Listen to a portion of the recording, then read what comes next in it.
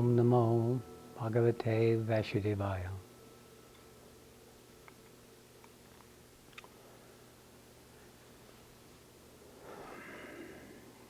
So this talk, this chapter of the Bhagavad Gita, addresses the concept of the Brahman.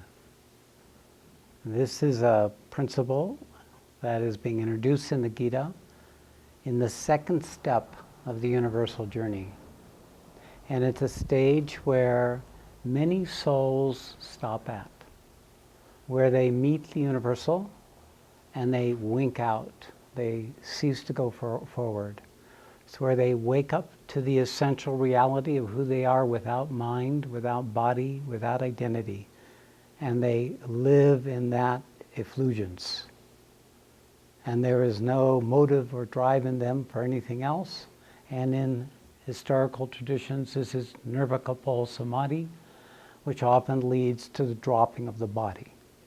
So the Bhagavad Gita was written at a time where the world consciousness could not hold in the body the experience of the Absolute, except for short periods of time before the body would collapse.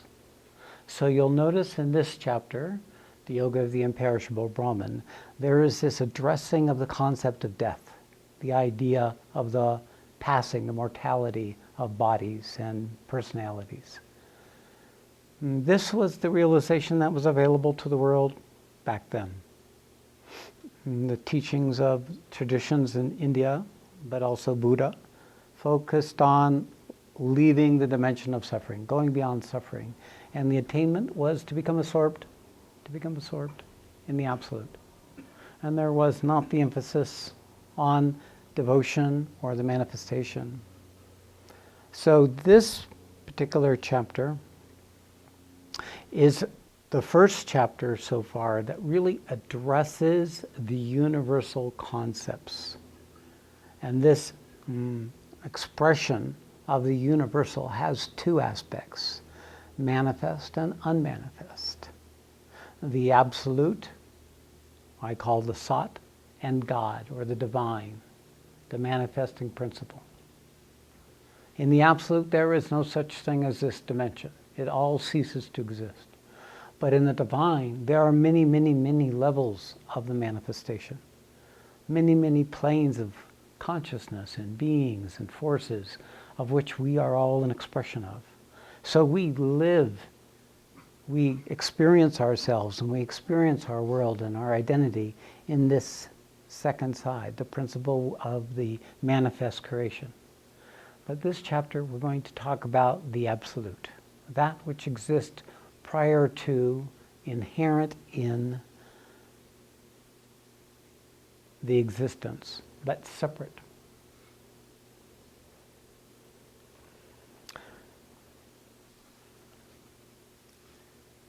So I'm going to have Satchamayi read the... Chapter 8, the Yoga of the Imperishable Brahman. Arjuna said, O Supreme Being, please explain to me the concepts of the Absolute, Spirit, and Action, and also that which is called matter and divine intelligence.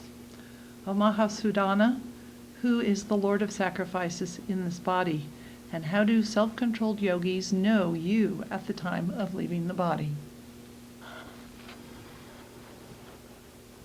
So this is Arjuna's question. It came out of the 7th chapter.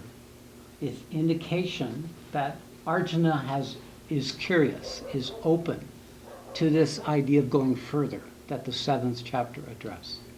He has aspiration and motivation to go beyond the rest, the peace and the balance and the harmony of the individual self, and is now ready to proceed to explore the nature of the universal.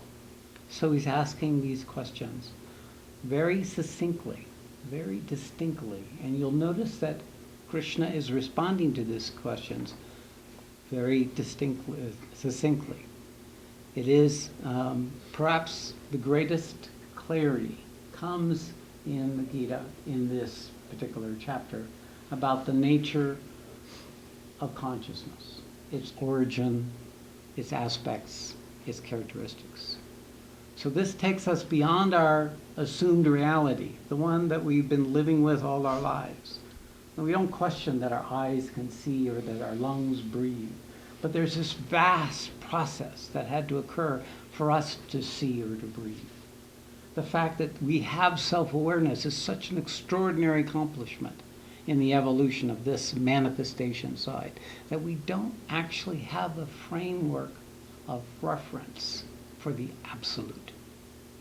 The nearest thing the human being can think of is death. When I die, the human mind, the human person who's identified with their body and their mind, death is the blank wall unless you believe or have hope or some experience that there's something beyond.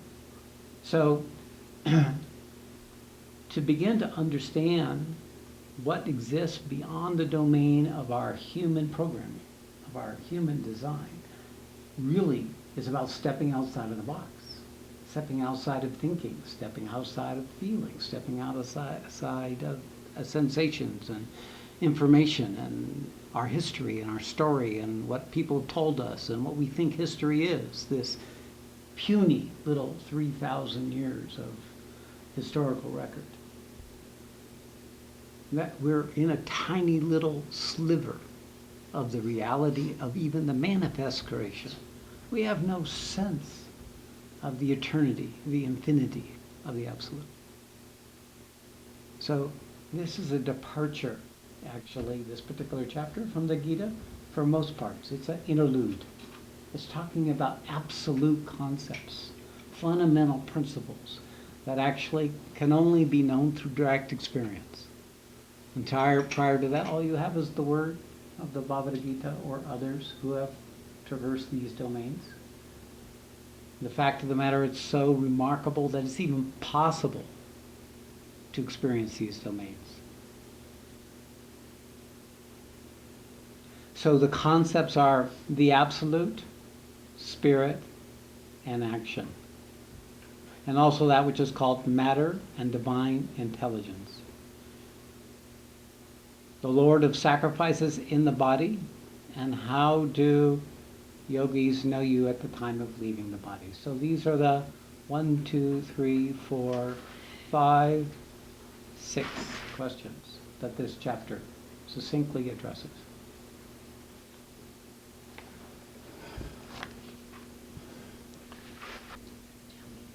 The Blessed Lord said, the imperishable absolute is called the spirit of Brahman. The essence of the Brahman is called Adhyatma. The process through which it manifests in the relative plane of matter is called action. Perishable entities are called matter, and the cosmic being is itself the divine intelligence. I am the Lord of sacrifices in this body. Okay, so let's look at this cosmology, basically. So the answer is the imperishable absolute is called spirit or Brahman. In fact, the absolute is, as I said, beyond the domain of anything that can be experienced or known or felt in a manifest creation. It actually is not separate, it permeates. It's inherent in everything manifest. But it wears the manifest as clothing. It is possible to move into a state of absorption in the absolute. And when you're in a state of absorption in the absolute, there is no world. There is no existence. It's all gone. It's a timelessness. This is the samadhi. Now, I know this experience, and somehow, in the process of that experience, you still are there. And that is the miracle. But it's not like a you is there like can think, because in the time of absorption, there is nothing to reference other than that. It's only when you come out of it that you know what has happened, or you're finding yourself entering into it, that you have a sense of what's happening. But when the actual absorption occurs, there's no difference. There's nothing. There's just that. But it's not emptiness. it is utterly absorbing. So for me, it was days of absorption, many hours where nothing else was happening but absorption, timelessness, absolute absorption. So for me, that's the experience of the absolute. There is no world there. There is no me there. There is no context. There is no content. There is nothing else.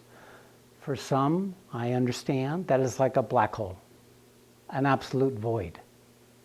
And it can be terrifying. But I feel that's for those who are still hanging on to something of their human consciousness, that when they come to this state, they can't allow it to happen. And of course, for me, it didn't happen until after 6 years of all the other kinds of experiences. So I feel that it's now possible to actually have an experience of the absolute and still live in the body, still function in a body. So the absolute is the source. It's the seed, or it's the origin of everything that exists, including ourselves. The key of the absolute is that it exists in everything. So I show a diagram here of the absolute radiating into the creation. When the absolute, that which I call Sat, the original truth, the original absolute, manifests itself or shows itself. And language is impossible. There's no way of describing that the absolute radiates anything. Rather, it permeates everything. But when the absolute animates itself into the creation, it animates itself as consciousness, as the chit. This is consciousness. This consciousness is a force. This force, this radiating force of consciousness, is called in the Sanskrit term, so not here, chit, and it's the animating force of creation. It is what takes the absolute and throws it into action. So in this chapter, it's calling the chit, consciousness, as spirit. So spirit is the manifesting principle. Sat is the absolute principle. The chit, when it's expressing itself as force, is action, movement. Because the absolute, nothing is happening. It's absolutely still and silent. It's only in the creation that anything moves, that anything has action, that anything has energy. So spirit is actually what we might call the Supreme Being. In the Bhagavad Gita, they use the word Supreme Being. It's basically the expression of the absolute in its highest form as consciousness,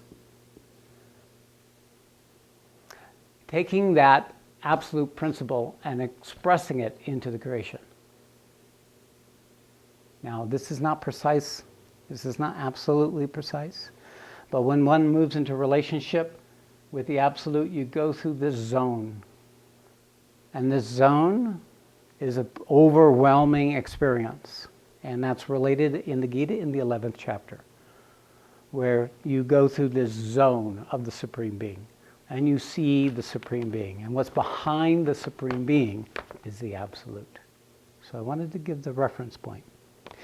Now the thing that's so curious, there's no part of this creation that isn't a hologram of the whole creation. That every one of us is a hologram of this whole principle. So within each of us, there is a principle of the absolute and a principle of a being. The only difference is this is the universal expression, and each of us has the individual expression. So within each of us is an absolute Sat, truth, reality. And this, we could say, is the seed around which the being grows or emanates. And this quality we can call the soul. The quality of the absolute, as it's expressing itself in the individual, is the nearest approximation is the soul. And then the soul in itself is not in action, but it's then acting through the being. So the soul and the Supreme Being are approximately the same, but our ability to experience the soul, and this is a difficult concept to go, is only possible. The soul, you might say, is an opening. It's a hole in the being. It's a hole in the being in which the Absolute expresses itself. So in each of us, it is possible individually, by meeting our soul, to experience the Absolute. To experience something within us that's beyond everything that we would call us. So these principles are tricky. It takes some time. It took me years to begin to understand them. And it's only because of the time that I've had experiencing these things that I've come up with a languaging. I've stepped out of the camera range.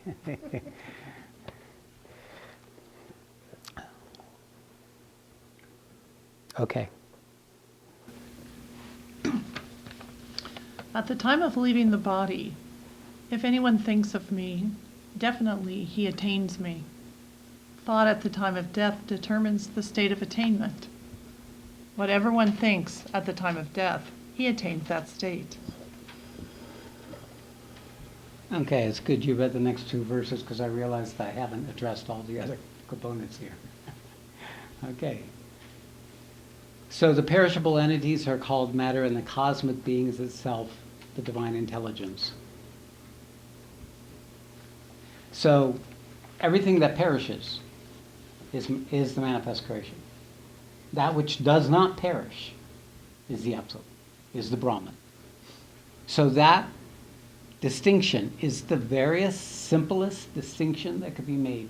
Even if the thing takes 1 billion years to perish, or takes 1,000 yugas to perish, it's still not the Absolute. So everything that's called matter is everything you can imagine in this existence. Little less our little millisecond of time that we're in existence. Insignificant fraction.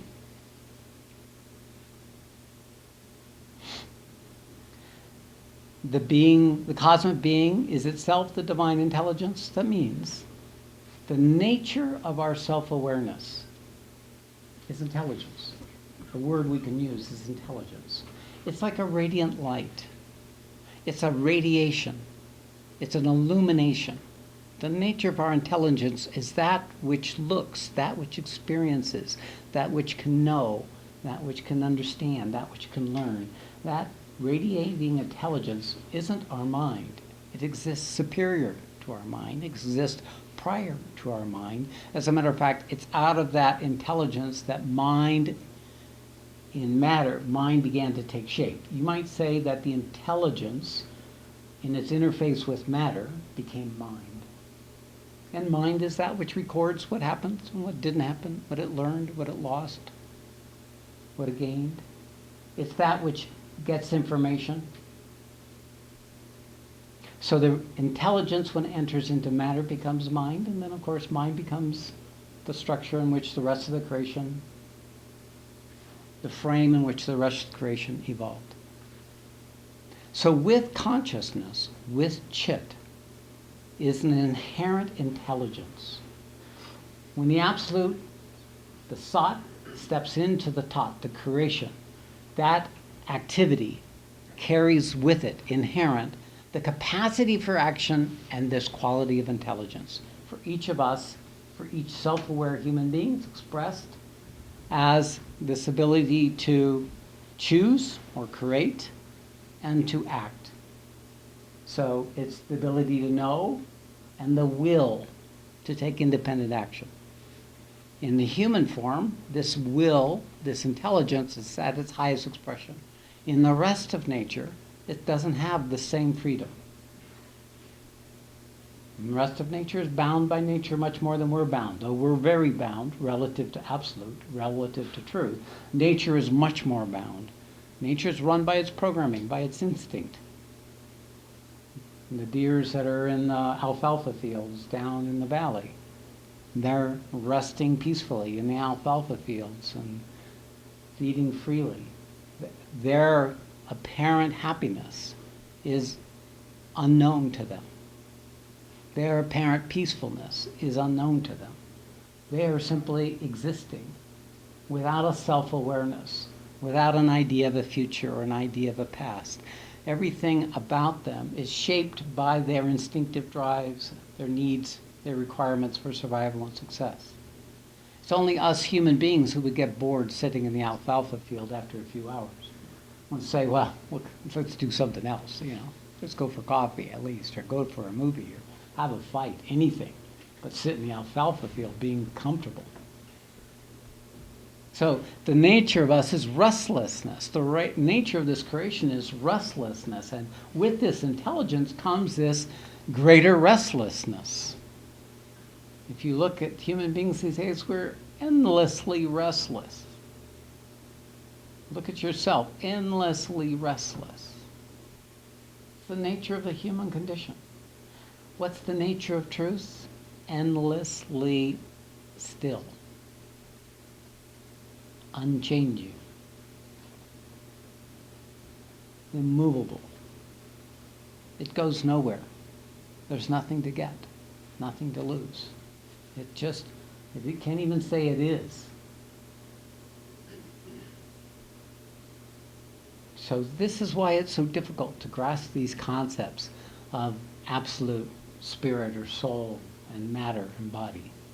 Even in the Christian tradition, they had God in heaven, the Holy Ghost, and the Son, the Jesus Christ. The Son was the manifestation of God in heaven. It was the channel in which, into this material existence, the force of the Father could be expressed, the Holy Ghost, the Spirit. So this is the nature of the formulation of this cosmos, this existence that we find ourselves born into. So this information, even at a factual level, is the beginning of understanding the universal dimension. Experience, of course, will take it, make it real for you. But until that happens, all you have is understanding.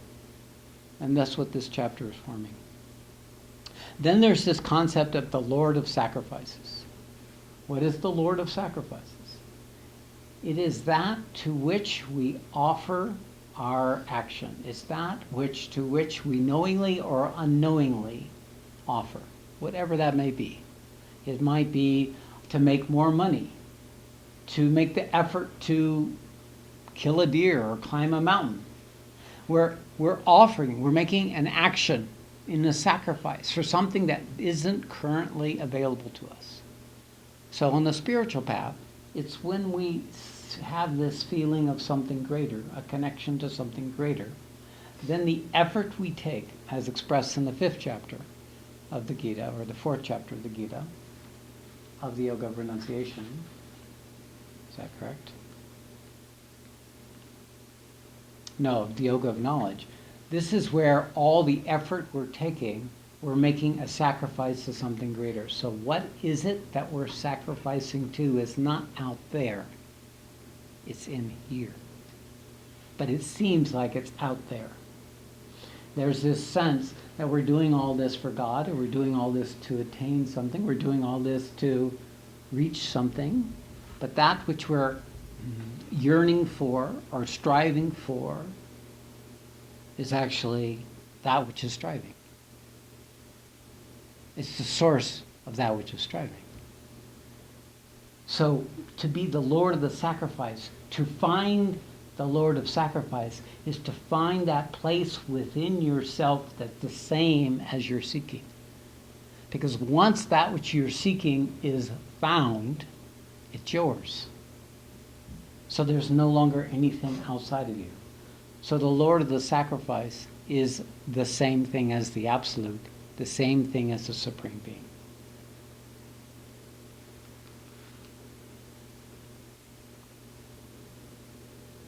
Then the verse, at the time of leaving the body, if anyone thinks of me, he definitely attains me. So now Krishna is bringing the conversation back to the personal. And this is what this chapter does. It reaches out to the conceptual, the universal, and then brings right down to the personal. And it's saying, at the time of leaving your body, because that's kind of like where the tire meets the road, right? All your theories, all your ideas, all your experience have happened while you're on this side of that division.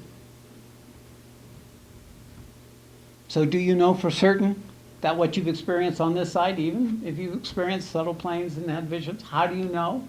Because it's all occurring while you're still in a body. What is this division? What's on the other side? The state of consciousness you are in at that transition, the Bhagavad Gita says, determines what happens to you. No, you can take that on faith. I haven't died yet, so I can't give you any assurances that what's on the other side of this veil is the same as the absolute I've experienced on this side of the veil.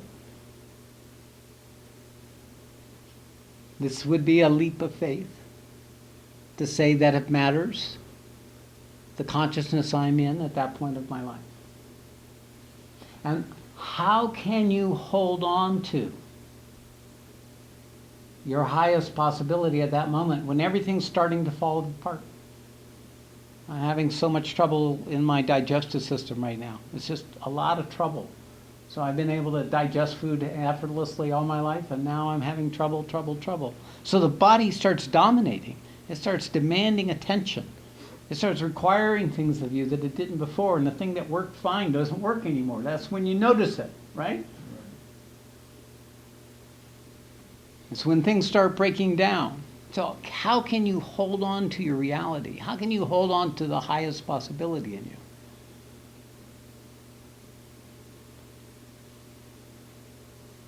This is the question. This is the struggle.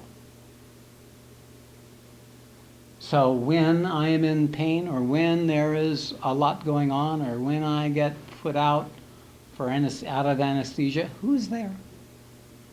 What's there?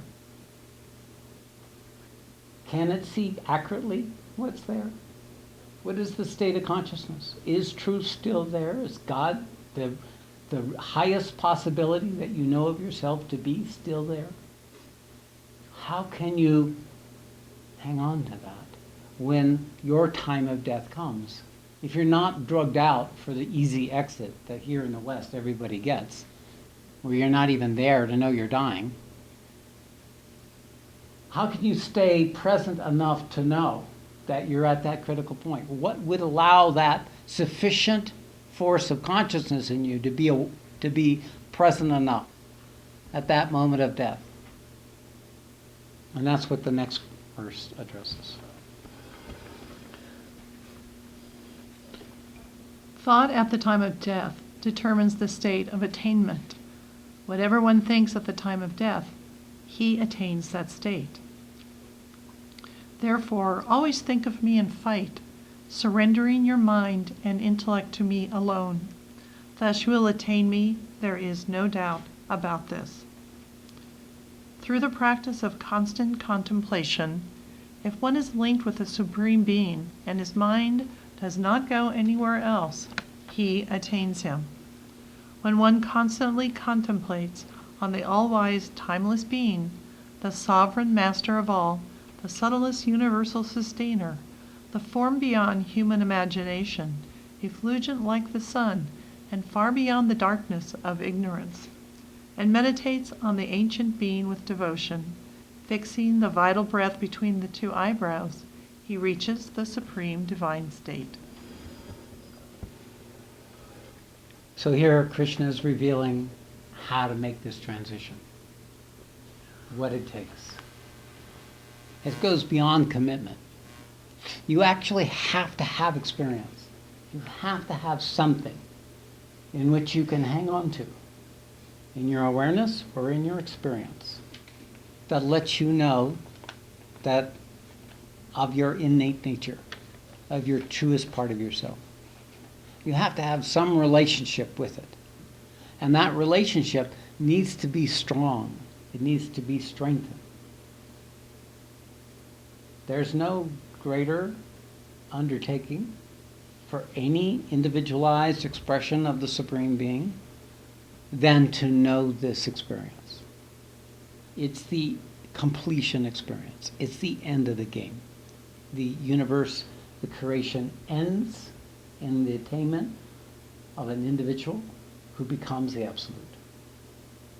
And this is the principle of the Nirvana Samadhi, or the Nirvakapal Samadhi, the Nirvana.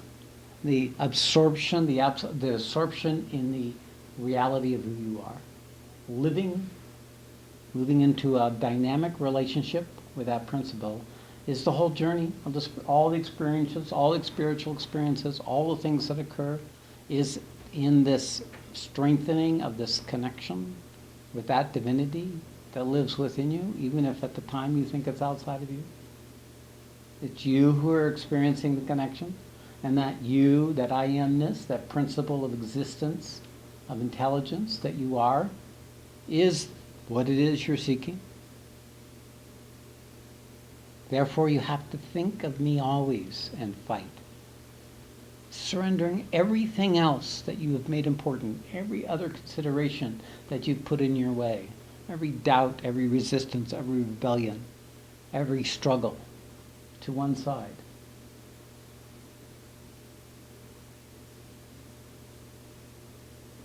And if you are an Arjuna, if you are able to fight, if you are able to fight this battle, the assurance in these verses is you will attain this state. The practice of constant contemplation. This constant contemplation is the link. It's when you begin to you either have the awareness or are experiencing.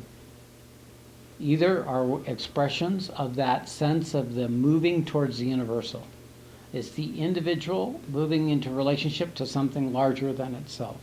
The individual self-aware being of the 6th chapter is now beginning to move into relationship in this chapter specifically with the Absolute. In the other chapters, it'll be specifically with the Supreme Being, the Divine Being. That experience is the contemplation. Holding on to that experience, be it through meditation, be it through contemplation, be it through self-inquiry, discerning what's true and not true, cleaning out your system so you become more and more transparent, more and more empty. All of these are forms of contemplation. They're all forms of sacrifices, of course. They're all forms of efforting. But this efforting becomes at this stage more natural because the experience itself is absorbing. The experience itself pulls you to that which you're experiencing. It makes the difference between you as the knower and that which you're seeking to know close. They become more and more similar.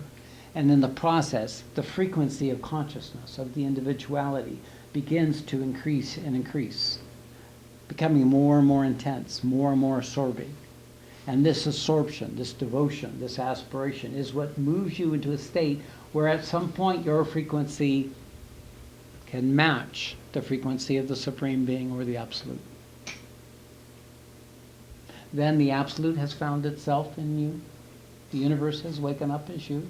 The universe has become you just as you have become it. That's why it's called devotion, because it's a love affair, the ultimate love affair.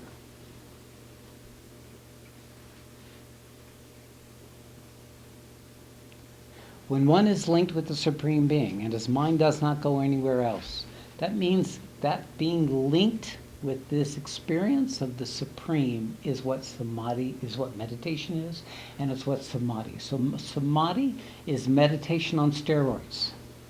Samadhi is meditation amped up. It's meditation which is so absorbing that for hours, that your ability to hang on to your identity, to hang on to your habit of yourself falls away.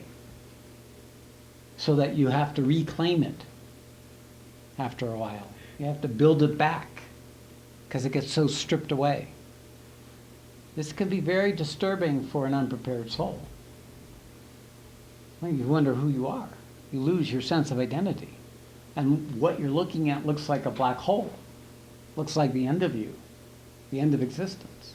So for some beings, their system's not prepared. It's not anything they would want. But it's actually the truth manifesting. So it often happens that in the course of our human life, our worst experiences, our worst nightmares, are actually when our frequency is at the highest.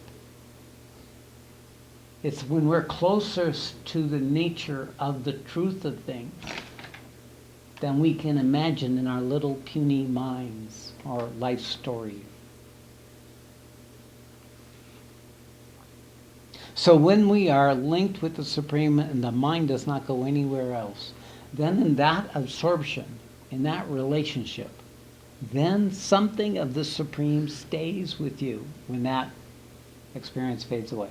Because these are experiences, they come and go, but you're still in the domain of a body, and you have to be trained. Your body has to be trained. It has to be expanded and expanded and expanded so it's capable of holding these universal forces. So they come and go and come and go. And some of them are wonderful and some of them are horrific. So what we call horrific is the expression, you might say the downward expression of the Absolute, and those are wonderful, or the upward expression of the Absolute, but they both lead to the same place.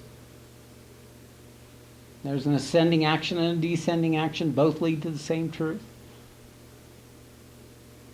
But for us to be able to stay conscious in the descending action, you actually have to have completed the ascending action, and then you can begin to complete the descending action.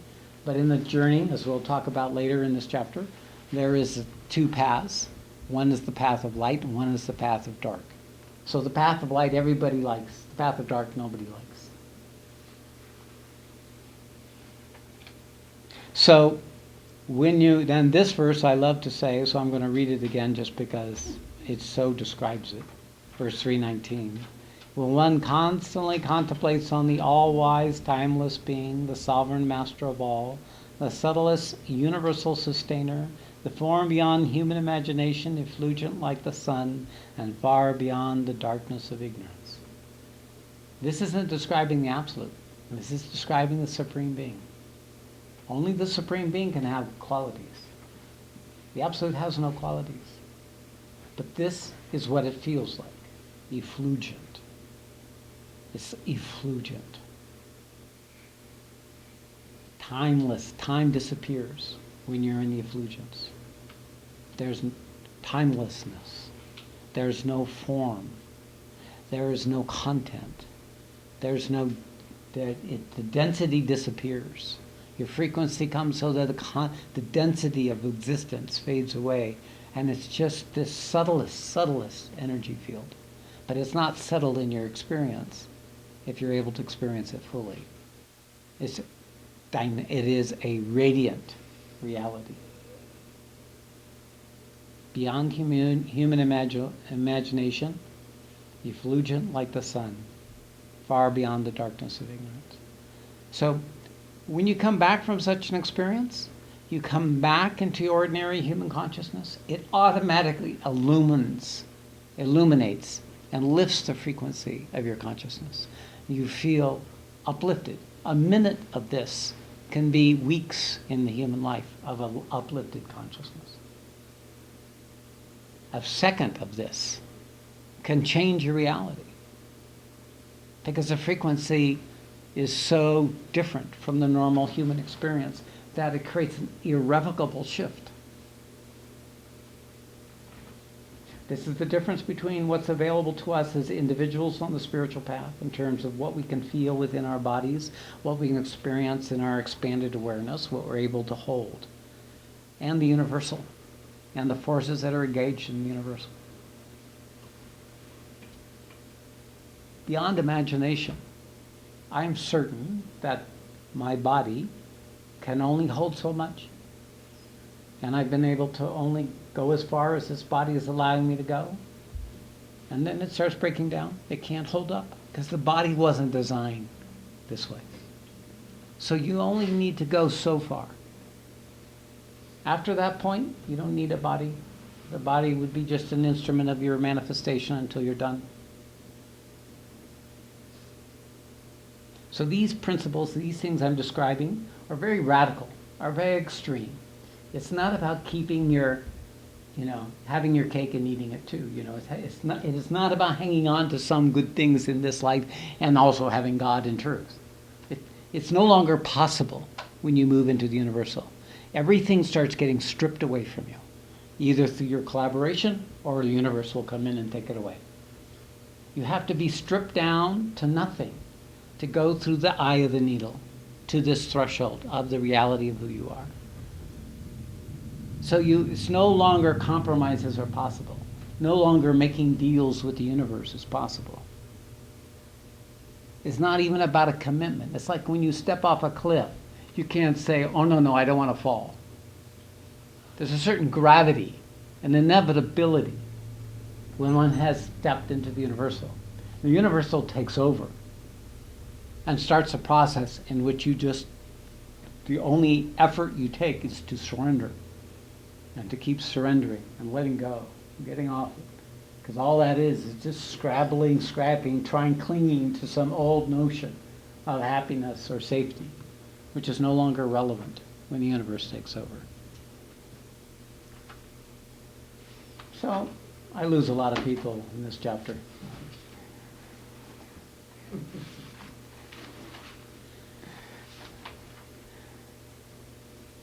And then did we read 220? Mm-hmm. Okay, let's talk about this. This is very interesting because here's what Krishna's doing. He's talking about the absolute and then he pops right back down to the individual. And he gives you a technique. And he expands on this later in this verse. And he says, when one meditates on the ancient being with devotion, that means you're feeling the connection with that principle, whatever that is for you. Be it God or be it the absolute, be it Brahman. Then you take your vital breath. That means your breath is the vital breath. And you imagine you're breathing from this place between your eyebrows. Which means your breath is very, very short, very, very tiny. It's like and it's right there. It actually can be right in the middle of the head too. It can be either one. And this sense of just this, by the way, happens naturally when you move towards samadhi. This is one of the clues I know samadhi's coming in, is my breath gets very short, very soft, almost imperceptible. And there is an energy vortex occurring between the center of my head and my heart. And it starts running. And when it starts running, I know I'm doomed. I'm not going to get anything done. I'm not going to be able to go anywhere. Everything, I just have to surrender. And that moving your attention to that experience, should it come, is one of the ways you can strengthen that experience in you. So this is the clue, because when fixing the vital breath between the two eyebrows, then that chakra, the sixth chakra, then can tolerate the universal frequency better than the lower chakras. And so it can handle, expand to the bigger energies quicker than the other chakras. Even if the chakra of the heart feels better, or the chakra in the third chakra feels more ecstatic, more pleasurable, so on and so forth. It's the sixth chakra that has the most rapport to take us from the individual to the universal. Of course, we make that transition through the seventh chakra, but it's the sixth that pushes our frequency so we can break out of the seventh. So this is the movement out of the individual, the principle of the absolute and the chit that exists within our bodies, expressing it, meeting the universal. It's at this point, top of the head. And we step out of our individual soul, our individual spirit, and we move into the universal absolute and the universal forces. Okay. I will tell you briefly about the supreme goal that the knowers of the Vedas say is imperishable, and to which the striving recluses enter after becoming free from passion. It is the same state to which the celibates also aspire. Controlling all the gates of the body and confining the mind in the heart, placing the vital breath in the head, established in the yoga of meditation, and uttering the single syllable Om while meditating on me, if one leaves the body, he attains the supreme state. Okay, here Krishna has elaborated on what I was just speaking to. In this case, he's telling you some of the criteria for this to work. Because you can go ahead and imagine this or practice this, but unless you have broken free of your addiction to passion, your addiction to pleasure, your addiction to pain and sorrow, your addiction to your individual identity, unless you've reached the state of maturity in an integral way, because it's come to some extent to have reached the sixth chapter. But in order for you to go towards the universal, for it to move quickly, you have to be ready to let go of all of it. And this is where this coming to a place of alignment with what is happening now at this point, what is happening with you, is what will allow this technique to work. So if the technique starts working, you don't have to worry about your passion because it'll take your passion away. You don't have to worry about your addiction to human personality because it'll strip away your human personality. You don't have to worry about your ability to focus because it won't allow you to turn your attention away from it. It'll absolutely absorb you. But in order for you to be able to bring it in more deeply, you will need to be able to control all the gates. That means you withdraw from the world of distraction. You close off any sensory input. You move into a place where this alone can occur.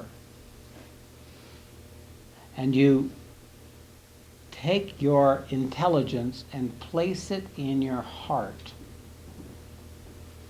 You put where your attention goes, and you imagine your attention is in your heart, and then you breathe this short breath into this sixth, into the between the eyebrows. And you hold that. When you're holding both of those experiences at the same time, you think the principle Om. That could be Ah, it could be E, it could be whatever is the principle for you, whatever connects you to that. It allows you to organize. But the Om in the Sanskrit tradition is the sound of the creation as it's first emanating out of its origin, out of the source. Aum represents the origin of the three gunas, and it's made up of three vowel sounds. And these three vowel sounds combine into the sound of Om. Aum. Aum. So this sound gets blended together and makes Om. So you move into frequency of the Om while you're holding your attention. Your intelligence is in the heart, and your breath is in the head.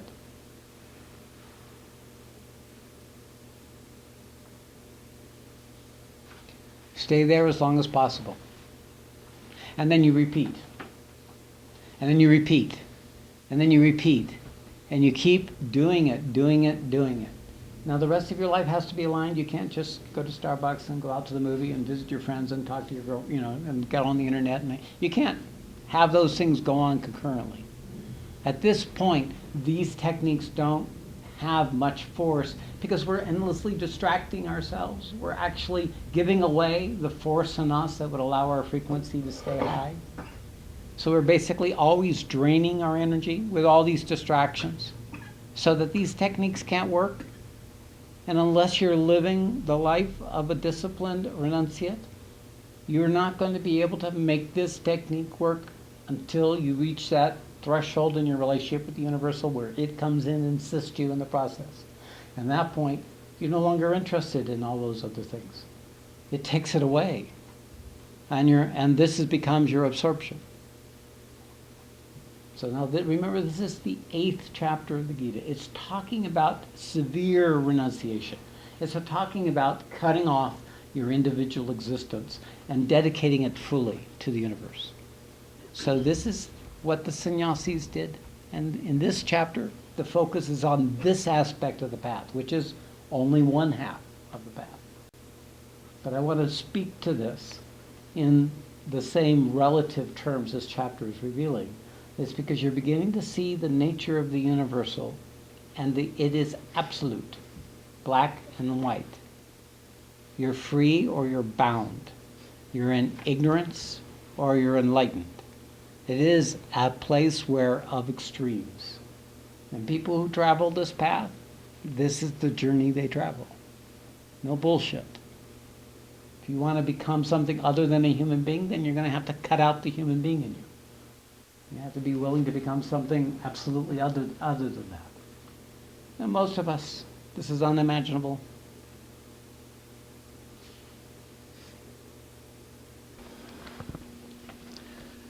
Whoever thinks of me always, to him I am available easily. Those who have attained me have no more births, and they do not come to this world of misery and transitory existence. All the worlds from Brahma's realm are subject to recurrence, but after attaining me there is no rebirth. So this idea of attainment, this idea of being able to reach the critical relationship with the universal, the very few souls actually succeed in absolutely doing this.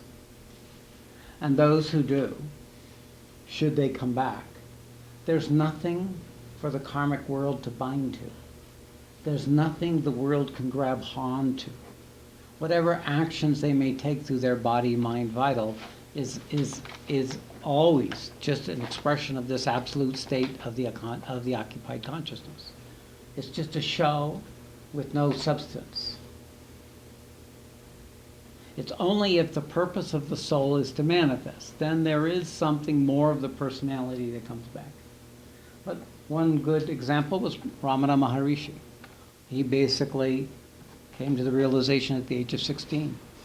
And he basically lived in holes in the ground and nooks and the crannies here and there, with no concern for the fact that his body was being eaten by insects, or that it was starving, or that he was being impacted by disease. He was not in his awareness. He was utterly absorbed.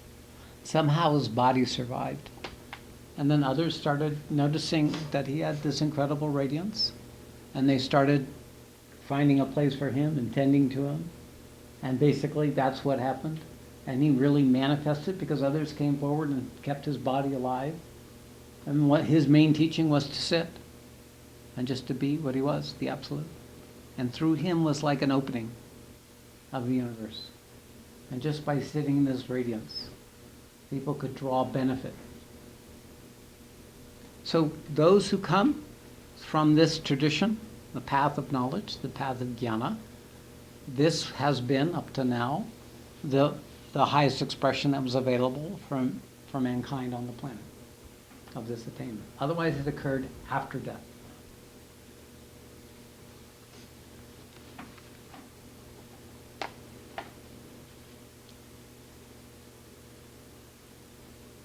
So they have no more births, and they do not come to this world of misery and transitory existence. That means they don't go anywhere. They stop moving. They stop speaking. They stop everything. Except it's absolute. Stop. End. Finished. There's nobody there to know anything. There's nobody there to experience anything. There's nothing more to know, nothing to lose. There's no attainment. There's no individual existence. There's no absolute. It's all gone. But there is this quality of being absorbed, which is infinitely, eternally fulfilling.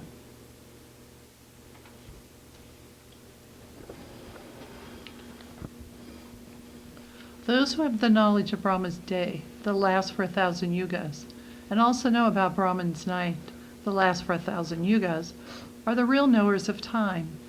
All the beings are born at the beginning of the day from the unmanifest, and dissolve in the unmanifest at the approach of night. Arjuna, this multitude of beings comes again and again and is dissolved helplessly at the advent of night and rises again at the beginning of day. There's some kind of fruit fly or bug that shows up here in Washoe Valley periodically in the late spring. They're there, and there's clouds of them, and they're everywhere. And for about 3 days, you can't go on a hike without protecting yourself from them going into every orifice they can rest in. And then they're gone. Gone. Completely. Winked out. How short in our 80, 90, 100 years life that is, seems. So how impossibly short is our 80 or 90 years of life is to our higher realities. The whole principle of time lies in the domain of the universal mind. Absolute is beyond the universal mind. The sense of something happening, something coming from here to there, something that wasn't happening, starting to happen, process, duality, cause and effect, space and time, all of this exists in the manifest creation. And in that broad, universal spectrum, the concept of time is so far beyond than what we even call archaeological time. The different eras of the creation of the planet and the formation of early life and all of those different eras that occurred prior to this era. So our sense of time is so tiny. So the Hindus have a language, they call it yugas. There's 4 primary yugas. Let me see if I can remember the word. There's the Satya Yuga, which is where the creation was most aligned with the Absolute. There's the Tretiya Yuga, the Tretiya Yuga, where the creation is somewhat less aligned, but there's great powers, great forces, great gods, great capacities. Any beings that exist, they don't exist in this dimension, but they exist for millions of years, hundreds of thousands of years. Their individual identity does not wink out. They seem to have eternal lives, actually, relative to our time. And then there is the Drapada. Now in the Drapada, that's when the first mankind came, and the Bible talks to these people who lived to be hundreds of years old and stood 20 feet tall or 16 feet tall. This is an age where it's further away from the truth of reality, closer into matter. And therefore, but they too live hundreds and hundreds of years. And this is reflected in the Gita. Some of the characters in the Gita have survived centuries. And then you come into the Kali. This is this yuga, the one that's furthest from truth. And here the matter becomes so perishable, so transitory, so quickly changing, so unstable, that truth can't rest. It can't find rest. So it's in this age that we have our sense of time, and this is the age we're living in. This is the age of our history, human history, has occurred in the Kali Yuga. So these 4 yugas together takes 4.2 billion years to occur. Each one, each group of 4. Satya, Tretiya, Drapada, and Kali. And they cycle like the gunas cycle. And each cycle is 4.2 billion years. So we're born in a period of Kali, which is a fourth or some percentage of the 4.2. I don't know exactly what the percentage is. And we think, 3,000 years is a long time. Millenniums are a long time.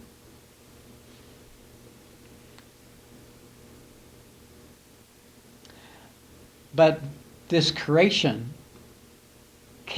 comes into existence for 1,000 of these yugas. 1,000 of these yugas. Divide those 1,000 by 4. It's 1,050 billion years. And scientists say this creation that we know has been around for 13.7 billion years. Tiny drop in the bucket of one cycle of Brahman. So what the Hindus like to say is that a yuga, a cycle of the yuga, is the same as it would be comparable to a bird once a year flying across the highest mountain of the Himalayas with a silk scarf. Once every year. And by the time the highest mountain in the Himalayas is flattened, will be one yuga. So it is an unspeakable period of time, unimaginable period of time. And we, in our tiny little segment, our tiny little fraction of a fraction of a fraction of a fraction of a fraction of a fraction of a yuga, think we're so important, so significant, we so matter, that we know so much, we're so in control.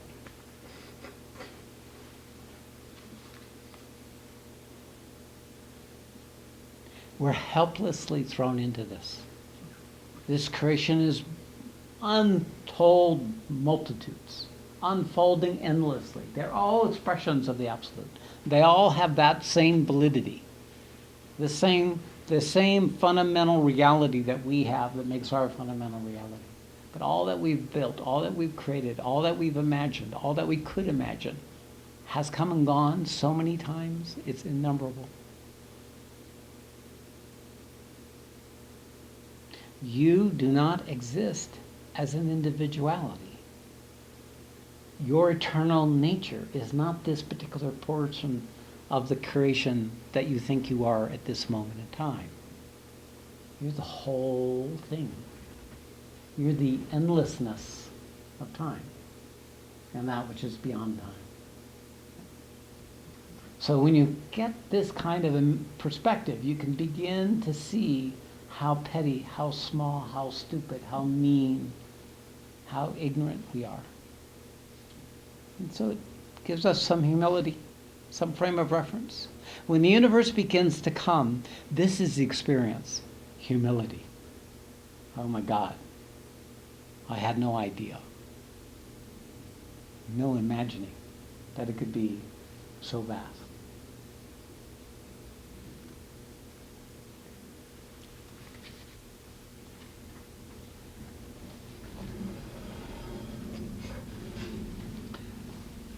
Beyond this unmanifest, there is another unmanifest existence of the divine being that does not perish even when all other creatures perish. That unmanifest, imperishable, is the ultimate goal, and that is my supreme abode, from where there is no return. All right, so we're talking about an unmanifest that's beyond the unmanifest. So let's, in terms of our chart, the unmanifest is the Supreme Being. It is not in the creation yet. It has the force, the power, the capacity, but its Supreme Being, this term the Hindus use, is it's an expression of Brahman. You might say there's two Brahmans. There's the Brahman that's the absolute, and then there's the Brahman that is the potentiality for the manifestation of the absolute integration.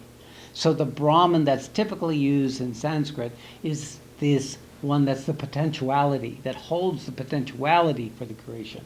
That's called the Supreme Being. This is the only one we can relate to.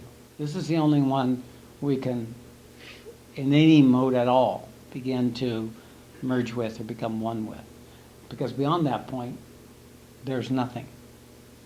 That which is beyond, that which is the unmanifest, beyond the manifest and the unmanifest, there's another unmanifest. That is my supreme abode. That's the absolute. That's the Sat. That's where even the Supreme Being rests. It's where it goes between the yugas. When the manifestation is done, the Supreme Being retreats to its original nature, the unmanifest, the absolute unmanifest.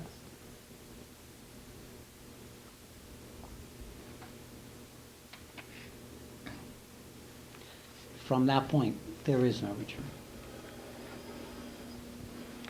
Arjuna, that Supreme Being by whom all this is pervaded, and in whom all these beings reside, is attainable only by one-pointed devotion. I shall now tell you that time, departing, when yogis do not return to the earth, and also that time departing when they return again. Fire light the day, the bright half of the month, and 6 months of the northern course of the sun is considered to be the path of the Brahman, and departing in this, leaving the body at this time, the knowers of Brahman attain Brahman. Smoke night, the dark fortnight, and 6 months of the southern course of the sun is considered the dark path, and those who leave the body during this time are born again. Okay, so now this is allegorical. This is pointing to something which the Hindus have has tied into their astrology.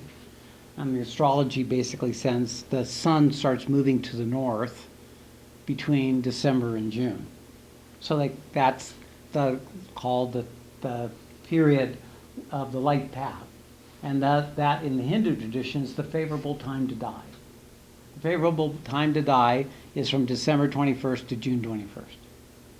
After that, because during that period, you're likely to become free, to go reach the path of the Brahman. After that point, it's less likely. You're more likely to not be able to hold and come back into the creation. You will not be able to come back into creation. But it's actually not tied into that astrology. It's actually speaking of two separate principles. The principles are nivetri and pavatri. Nivetri is the movement towards truth. Pavatri is the movement towards matter. When we are living our life moving towards truth, greater and greater light, greater and greater experience, greater and greater illumination, then when we die, that momentum takes us into the path of no return. We merge with the Absolute. But if we have been putting our attention, now by this point on the journey, a soul is fairly developed. It is able to choose to ascend or to descend. Prior to this point on the spiritual path, all we could do is hope to ascend, struggle to ascend. But at this point, you have a choice. You can take your realization of the individual self and live your life as a human being in the world, enjoying it from this new perspective, from this new state of being, and being able to get all the information and wonderment that occurs because you're no longer identified with it. You're witnessing it, or you give it a withdrawal consent, or you support it, or you enjoy it. You're able to live the human life from a whole different paradigm. Well, see, you're still focusing on your past. You're still focusing on what you were. You're still making that important. Therefore, your attention is giving focus to that, and should you die while you're engaged in this in-between place, then you will take another birth, because that's where you've given attention to. It's only if your attention has been to that which is other than this, and you've given your single focus attention to that which is the source of you, that when you die, there is a point of no return. So that's the two paths. Nivetri is that which takes you to light, truth only. Pavatri is a mixed bag. There's some truth, there's some untruth. And that takes you back into the world of rebirth, another life. Very few make this final transition. No ego would even choose it. No person would ever choose its own obliteration. It has to be the universal that animates the person, that comes forward and then chooses it to return to its source. That's the only one that can choose. Only that part of you that can choose. And that is actually what takes over the process when the spiritual path moves from the individual into the universal.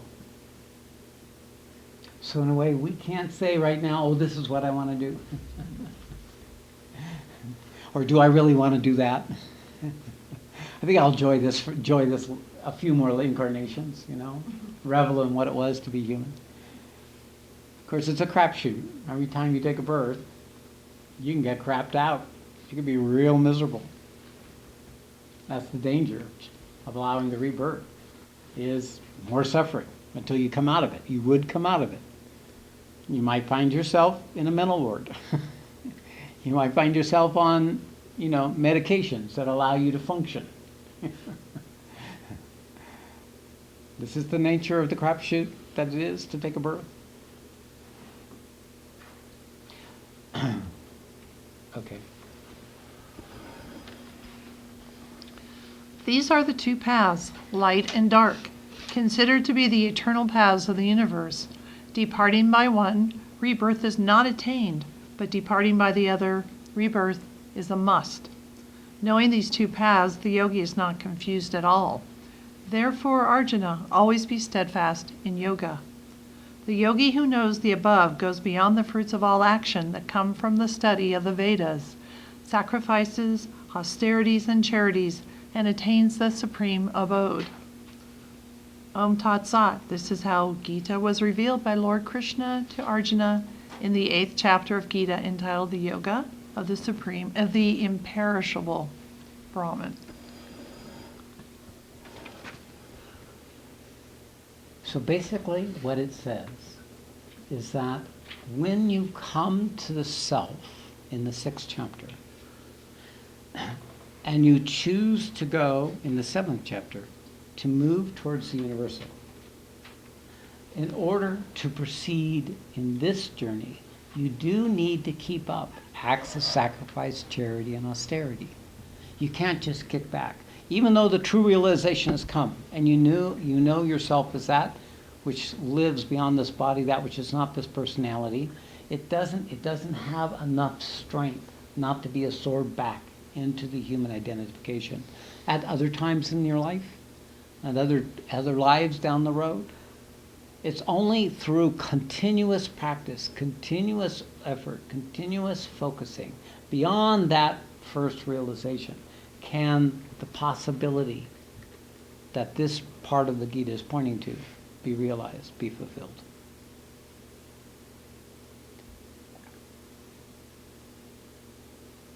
Sorry, but that's how it works. Okay, so that was the 8th chapter of the Gita. Next recording will be on the 9th chapter. This chapter was still operating in the domain of the mental. It was communicating information. Now the next group of chapters, we're going to start moving into a category of experiences. These are revelations. The nature of what I have spoken of in this chapter today and all the subsequent chapters until the 12th chapter, where it becomes rational again, is really something you have to feel into, something you have to open yourself to get a sense of. Continuous reading of the Bhagavad Gita will prepare you for being able to receive the essence of these revelations in you over time, because they can sink in and be felt, and then they become tangible in your own experience over time. Okay. Om Namo Bhagavate Vasudevaya.